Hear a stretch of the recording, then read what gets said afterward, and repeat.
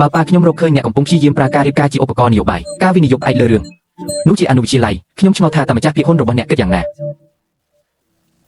គេឆៅកំបោជ្រៀតជ្រែកក្នុងអាជីវកម្មផ្ទាល់ខ្លួនរបស់គាត់ណា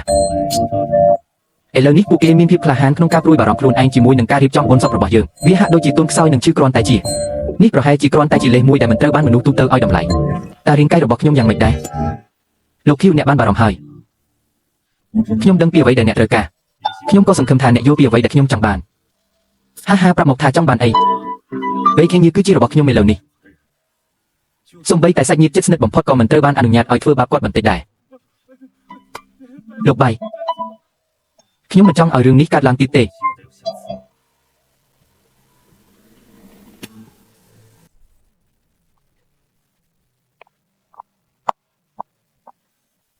អ្នករស់នៅបន្ទប់ខាងលើខាងឆ្វេងខ្ញុំរស់នៅខាងស្ដាំតើលេខទូរស័ព្ទរបស់អ្នកជាអ្វីខ្ញុំមិនមានទូរស័ព្ទដៃទេអ្នកមិនបានចុះពីភ្នំជាង10ឆ្នាំហើយមែនទេសំណាងល្អដែលខ្ញុំបានរៀបចំទុកជាមុន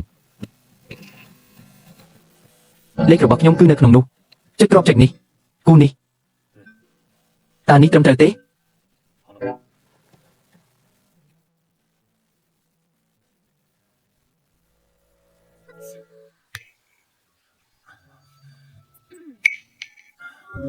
វាយឺតពេកហើយ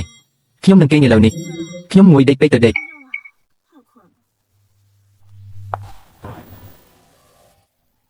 លោកគ្រូបាននិយាយមាននរណាម្នាក់ដូចខ្ញុំដែលមិនធ្លាប់ឃើញពិភពលោកច្រើនទេការរៀបការបានល្អធ្វើឲ្យគូស្នេហ៍មួយគូប៉ុន្តែខ្ញុំចង់បញ្ជាក់ខ្ញុំក៏អាចស្មោះត្រង់ចំពោះសំណាងល្អរបស់ខ្ញុំដែរខ្ញុំមានសមត្ថភាពជួយខ្លួនឯងគាត់ប្រកាសជានឹងជាសេសបាយក្នុងរយៈពេល6 ខែ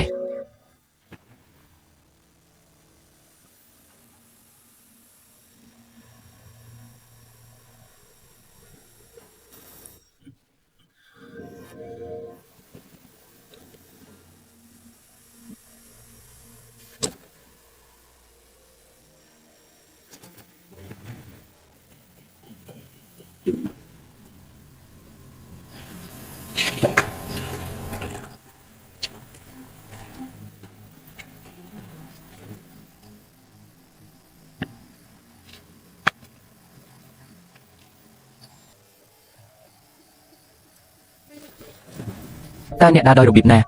បញ្ចេញសម្លេងតើនេះជាអ្វីវាអាចជាការលេងសើចមកគិតមើលទៅអ្នកពិតជាមិនដូចឪពុកម្ដាយទេប្រហែលជានោះហើយជាមូលហេតុដែលពួកគេមិនចូលចិត្តខ្ញុំគេមិនមានរសជាតិឆ្ងាញ់ទេបើគេមិនចូលចិត្តអ្នក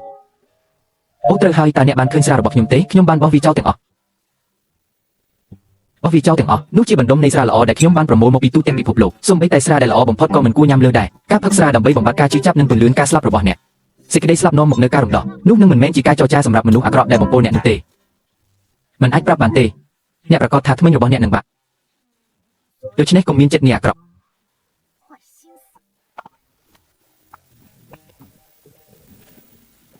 ដូច្នេះតើអ្នកមានចេតនាអាក្រក់ឬទេកុំគិតច្រើនពេក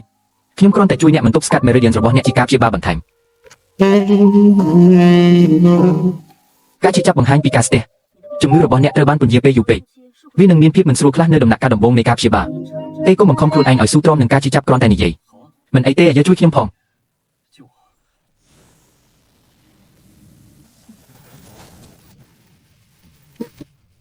កុំខ្លាចអីអាយុ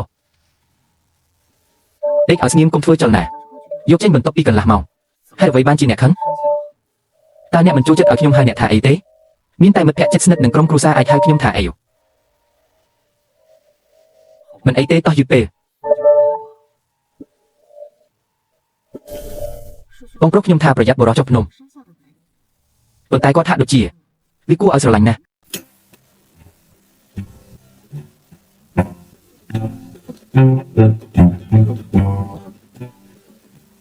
ទេ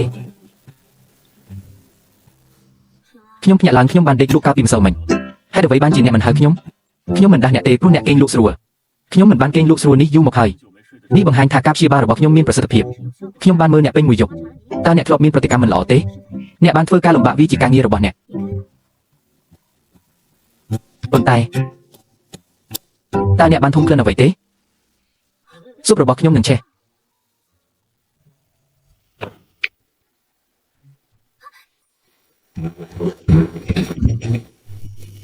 ตาเนี่ยសុខសប្បាយទេមិនអីទេវាមិនអីទេវាមិនអីទេខ្ញុំបានស្វែងរកសៀវភៅណែនាំរួចហើយប៉ុន្តែចង្ក្រាននេះពិបាកគ្រប់គ្រងកម្ដៅខ្លាំងពេកជាធម្មតាខ្ញុំមិនធ្វើម្ហូបនៅផ្ទះទេប្រសិនបើអ្នកត្រូវការវាម្ដងទៀតនៅពេលក្រោយខ្ញុំនឹងជំនួសវាដោយអេឡិចត្រូម៉ាញេទិកនិយាយតាមហេតុផលអ្នកដែលទើបតែជួបផ្ទះគួរតែយើងគួរតែប្រយ័ត្នចំពោះមនុស្សតើអ្នកអាចជឿខ្ញុំយ៉ាងងាយដោយរបៀបណាអ្នកបានប្រកល់ជីវិតនិងសំណាងរបស់អ្នកមកខ្ញុំតើអ្នកមិនងាយជឿខ្ញុំទេតើមានអ្វីខុសអូមដោះស្រាយជាមួយអ្នកឲ្យខ្ញុំផឹកខ្លះតើរបបអាហារអស់ប្រភេទណាទោះជាយ៉ាងណាក៏ដោយប្រសិនបើកម្ដៅមិនខ្ពស់គ្រប់គ្រាន់វាអាចមានផលប៉ះពាល់មួយចំនួនខ្ញុំមិនអាចមើលឃើញផលប៉ះពាល់ទៀតទេបុគ្គលនោះត្អូញត្អែពីការមើលឃើញមិនច្បាស់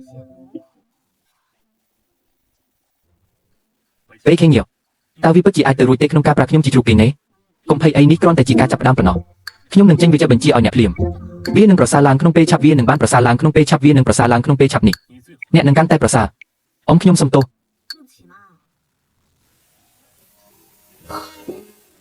តើអ្នកអាចមើលឃើញយ៉ាងច្បាស់ឥឡូវនេះទេវានៅតែហាក់ដូចជាមិនច្បាស់លាស់ហើយវាហាក់ដូចជាមានអ្វីមួយនៅក្នុងភ្នែករបស់ខ្ញុំ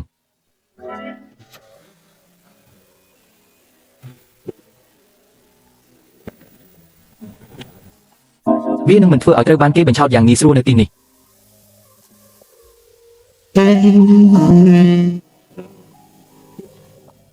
ចូលគេងតាន់ពេលអាចចាំបន្តិចតើអ្នកភ្លេចអ្វីមួយទេគេឆេងលេងតើអ្នកនៅផ្ទះវីឡារបស់អ្នកទេ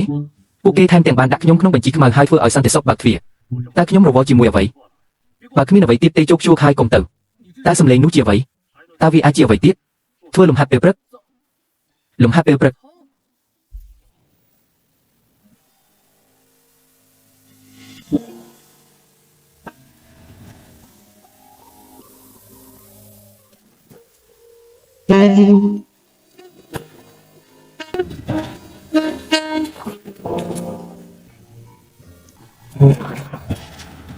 អូតើអ្នកភ្លេចអ្វីមួយទេ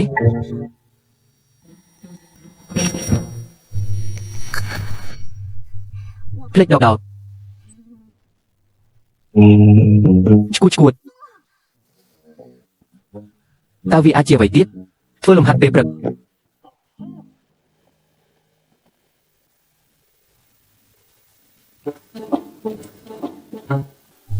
ខ្ញុំបានចំអកគាត់ហេតុអ្វីបានជាអ្នកឡើងក្រហមវាក្តៅពេកវាក្តៅណាស់